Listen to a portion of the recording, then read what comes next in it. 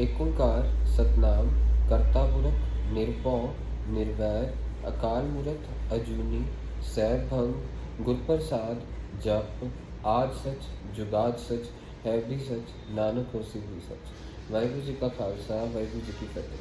Dear students, in this video I am going to cover the question number 7th and 8th of exercise 12.3।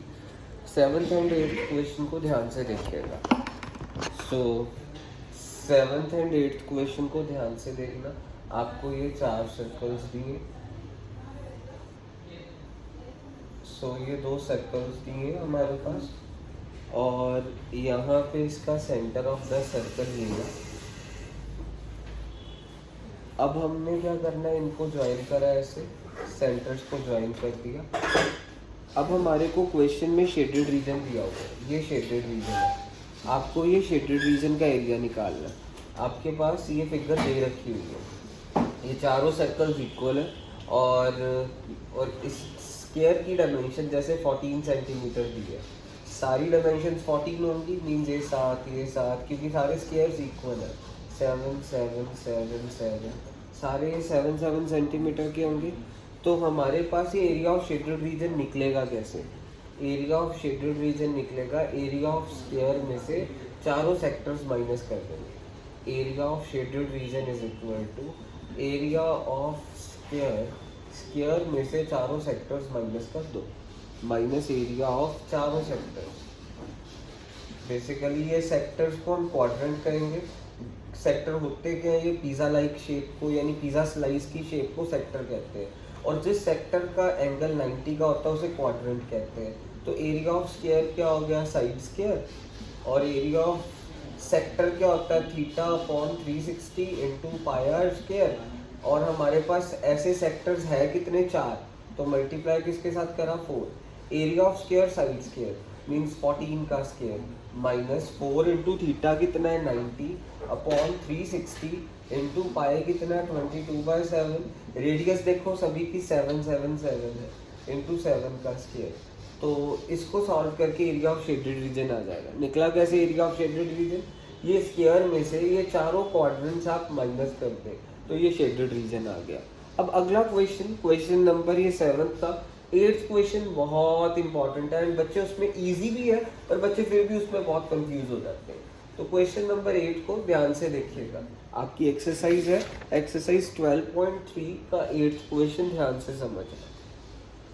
So 8th question में basically आपको एक track दे रखा है, जैसे ये track है, मीन्स एक रनिंग ट्रैक है, जैसे ग्राउंड्स में होता ही है। तो ये रनिंग ट्रैक दे रखा हुआ है, और इस रनिंग ट्रैक की डायमेंशंस दे रखी है हमारे को। सो ये रनिंग ट्रैक है। इस रनिंग ट्रैक की हमारे को डायमेंशंस कुछ इस प्रकार दी है कि ये हमारे पास 106 मीटर है, तो ये भी हमारे पास 106 मीटर ही लंबा होगा। और हमारे को ये पूरा, यानी ये विड्थ डायमीटर इसका 60 दिया, 60 मीटर, और ये ट्रैक कितना चौड़ा दिया, 10-10 मीटर, 10-10 मीटर चौड़ा दिया ट्रैक। मीन्स हर जगह से ट्रैक 10-10 मीटर चौड़ा है, ये ऐसे बोलता है। अच्छा, मेरी पूरी बात ध्यान से सुनो। इतना 60, इतना 10, इतना भी 10, तो यहाँ से लेके यहाँ तक पूरा क्या हो जाएगा, 80। ठीक है जी।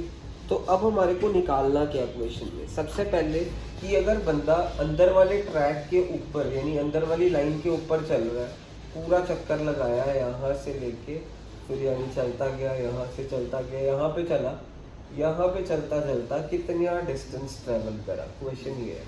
मीन सबसे पहले हमने क्या करना है, डिस्टेंस निकालना। क्या distance around the track along the inner as.